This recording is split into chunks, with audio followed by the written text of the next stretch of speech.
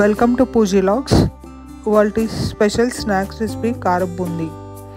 Air టైట్ కంటైనర్లో store చేసుకుంటే ఈ బూందీ మనం 4 రోజుల పాటు నిల్వ పెట్టుకోవచ్చు. నేను ఇక్కడ బూందీ డిఫరెంట్ ప్రాసెస్లో చూపించబోతున్నాను. చాలా టేస్టీగా క్రిస్పీగా ఉంటుంది. వీడియో చివరి వరకు చూసి మీరు కూడా ఈ ప్రాసెస్లో ట్రై చేసి మీకు ఎలా వచ్చిందో మా కమెంట్ సెక్షన్లో తెలియజేయండి.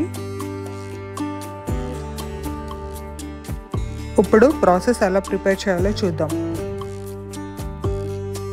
గిన్నెలోకి 1 గ్లాస్ శనగపిండి, 1 గ్లాస్ బియ్యపిండి, చిటికెడు వంట సోడా వేసుకొని బాగా మిక్స్ చేసుకోండి. కొద్దిగా వాటర్ వేసుకొని పిండిని బాగా కలుపుకోండి.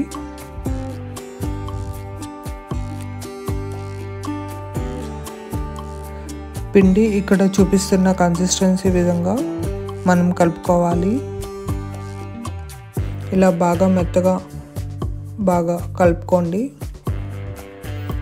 డీప్ ఫ్రైకి సరిపడినంత ఆయిల్ పెట్టుకొని ఆయిల్ వేడైన తర్వాత బూందీ గరిటలో వేసుకొని కళాయిలో మొత్తం అంతా స్ప్రెడ్ చేసుకోండి. బూందీ కొద్దిగా సగం ఫ్రై అయిన తర్వాత తీసి పక్కన పెట్టుకోండి.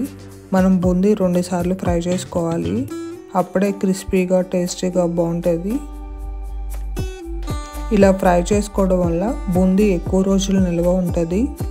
పిండంతా కలుపుకొని బూందీ గరిటె కింద తుడుచుకొని ఇంకో గరిటె పిండి వేసుకొని బూందీ గరిటెలో మొత్తం అంతా స్ప్రెడ్ చేసుకోండి. స్ప్రెడ్ చేసుకొని బూందీ సగం వేగిన తర్వాత ముందుగా తీసుకున్న బూందీ వేసుకొని 2 కలిపి బాగా ఫ్రై చేసుకోవాలి. ఇలా ఫ్రై అయిన బూందీని తీసుకొని పక్కన పెట్టుకోండి.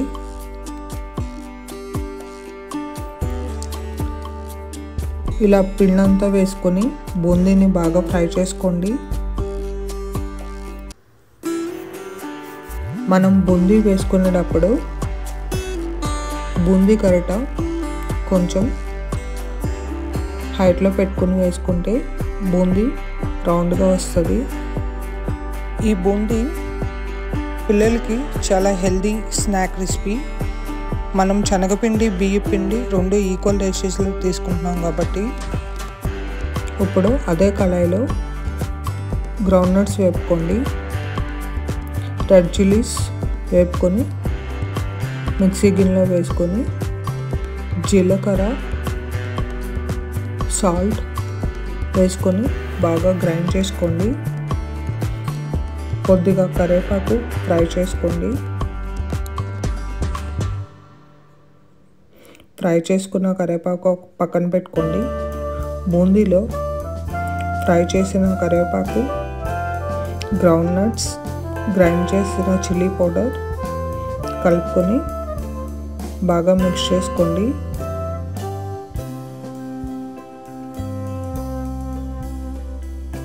రుచికరమైన బూందీ అయితే రెడీ అయింది. Thanks for watching. If you like the video please like, subscribe and comment.